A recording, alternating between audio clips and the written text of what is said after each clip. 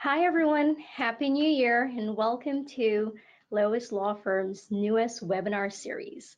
This one's going to be focusing solely on construction claims in New York. For those of you joining me for the very first time, I will take a moment to introduce myself. My name is Tashia Rasul. I am a partner here at Lois Law Firm. Here at Lois, we defend employers and carriers in workers' compensation claims in New York and New Jersey. In New York, we have a team that's designated specifically to work on and handle the construction defense claims. Our attorneys and paralegal handle only these claims. This year, we have two exciting things to share with you. The first is this webinar, which will air the first Monday of every month. Yours truly will be hosting the webinar. We will be discussing a lot of issues that arise in construction injury claims in New York. And the second exciting news is we now have a handbook that is specifically for defending construction claims in New York. It's fresh off the press. You can get a hard copy if you send me an email, or if you don't want a hard copy but instead want a PDF copy, you can download it directly from our website. So let me know which one you'd like, and I'd ensure I get it to you. So today's webinar is going to focus on the goals of coordination between workers' compensation and general liability claims.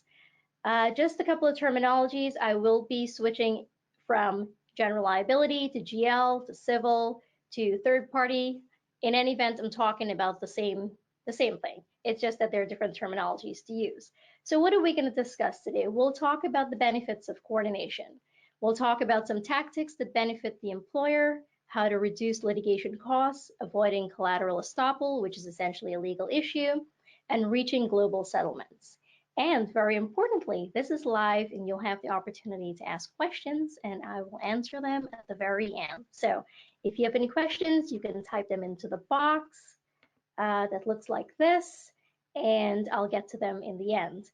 If I'm not able to get to them because we run out of time, don't worry, I'll email you with an answer. All right, so let's start with the big question. Why?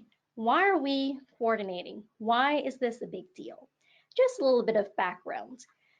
In New York, contractors pay more for general liability insurance, about 10 times more than any other states in America. And they spend millions of dollars a year in defending these claims in both the workers' compensation and the civil jurisdiction. And what is this thanks to?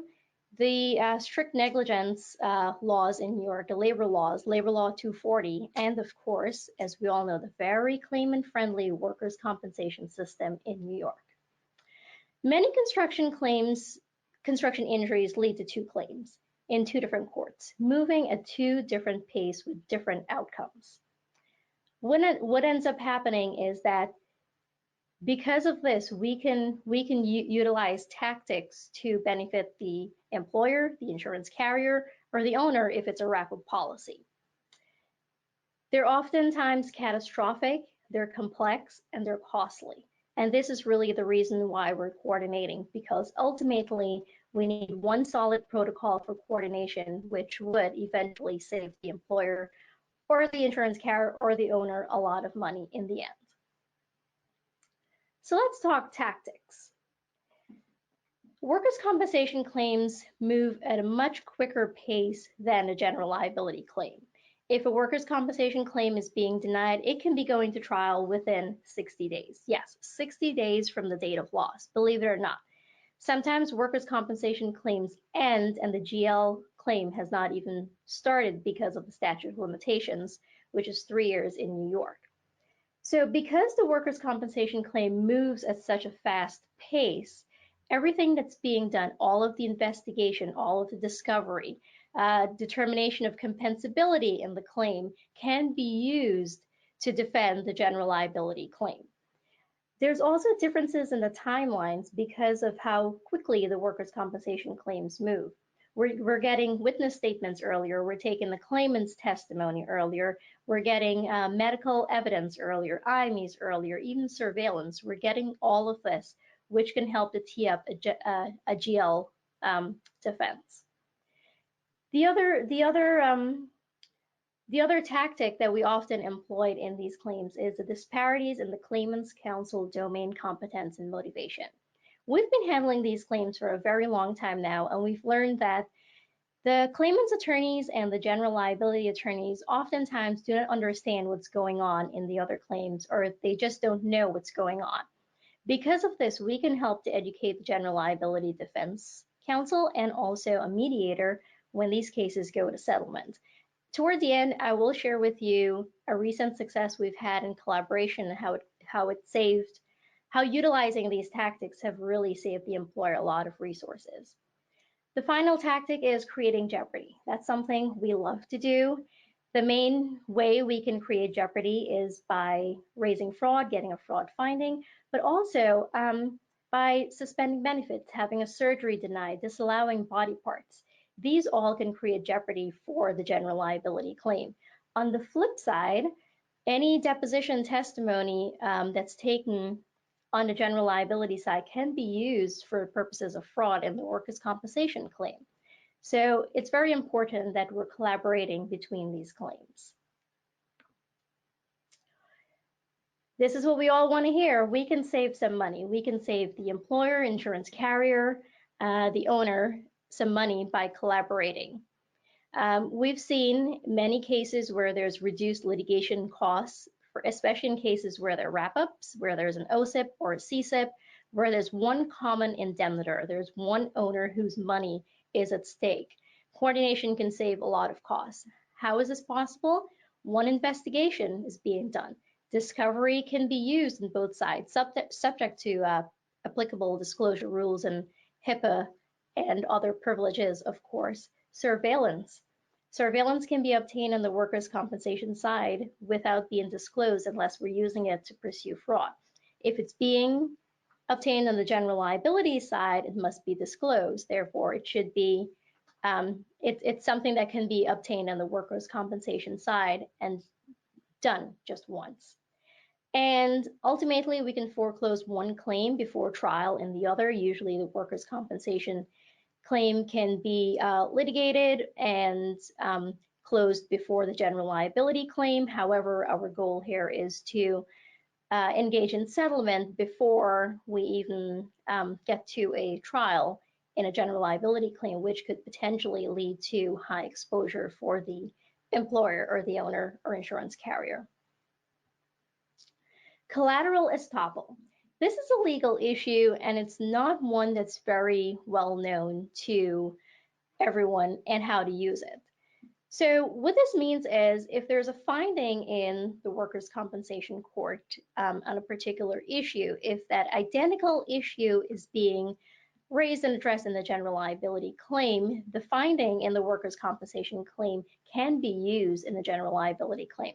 So for example, if a body part is disallowed in workers' compensation, let's just say the back is disallowed, in the general liability claim, that can be used to essentially say, hey, the back is no longer a part of this claim, and ultimately help to reduce exposure. However, the key issue is it must be an identical issue. Global settlements. Now, the best claim is a closed claim. Funny hearing that from an attorney, right? But it's true. All of our clients want the claim to be closed as soon as possible. For some strange reason, if you and I were to undergo a surgery, we'd be better and go back to work. But claimants, surgeries never make them better. The claims never get better. And so we just want to close them out. I'm not going to touch too much. I'm not going to go in too much into global settlements today. I do have a webinar that is a session that's going to focus entirely on global settlements. However, just as an overview, the goal with the coordination is to achieve full and final settlement of the claims in both jurisdictions, closing out the exposure at the same time. And I know the big burning question is, well, what happens to my lien? We'll talk about that. The lien is something you can still technically recover. You can do a full lien waiver, a partial lien waiver, or in order to close out the workers' compensation claim via Section 32 along with the general liability. So rest assured, your lien is not lost in these global settlements. All right, so that's it for the overview for today. These were the main reasons why we should be coordinating and collaborating. This is the reason for the protocol. The ultimate reason is to save cost and close out the cases in a timely manner. I promised you an example, I'll tell you. So I recently had a case where it was established for the shoulder and the back, and the claimant was trying to get the neck, traumatic brain injury, and the knee into the claim. General liability had predicted the claim would be settled for approximately $2.5 to $3 million. Their demand was $3.7 million. In the workers' compensation claim, we were able to get body parts excluded, we were able to get surgery denied, and benefits were also suspended and labor market attachment raised. We attended the mediation along with the general liability the defense attorney, and were present for the mediation. And lo and behold, the claimant's attorney was telling the mediator that, the additional body parts are going to be established. He's due for the surgery. His benefits are going to continue. And a good thing that we were there, we're able to correct the record and let the mediator know exactly what was going on. Because there was collaboration and we employed the tactics that we believe should be employed, both cases, the general liability and the workers' compensation case, were settled for $375,000. If that's not big savings to the client, then I don't know what is. This happened about 2 months ago. It's one of our most recent successes, and one of the reasons we keep reinforcing the reason and the benefits for collaboration between the workers' compensation and general liability claims. So now that I've gone through the overview of what to expect for this year, what's next? Mark your calendar. February 3rd is the next webinar, and I'm going to be focusing on the New York labor laws that make this such a miserable process for all of us, the strict liability that comes with it, that the claimants or the plaintiff's attorneys are just milking day in and day out, but we have some good strategies for you. We're going to be taking a closer look at achieving all of these goals as the webinars go by. We're going to talk also about risk reduction and transfer schemes. I'll have a special webinar on wrap-ups and OSIPs and CSIPs. I'll tell you, when the judges in workers' comp court hear about wrap-ups, they start spazzing because they don't really understand what it means. I'll also have a session on insurance policy and coverage issues. I'll give you some good examples of how we've been able to get out of coverage based on our wrap-up policy, looking at the policy language. I'll be going through relevant laws. I know that can be dry and boring, but I'll try to make them interesting for you. And I will give you lots and lots of real-life examples. And just a reminder, all of the webinars are going to be live, so you can ask questions. Also, while I do have a schedule planned, if there's anything you'd like to hear me talk about in any of the webinars, send me an email and I'll incorporate them if they're not already included in there. All right, so time for questions and answers. All right, I don't see any popping up right now. I don't know if that's right or if that's just me not seeing anything, but in any event, if you can think of any questions, just send me an email and I'll email you right back. Anything you can think of, whether it's based on what we discussed here today or anything that you've experienced or any other questions you've had on construction claims in New York, I'll be glad to answer them for you. All right, that's it. Thank you for joining me here today, and I'll see you next month.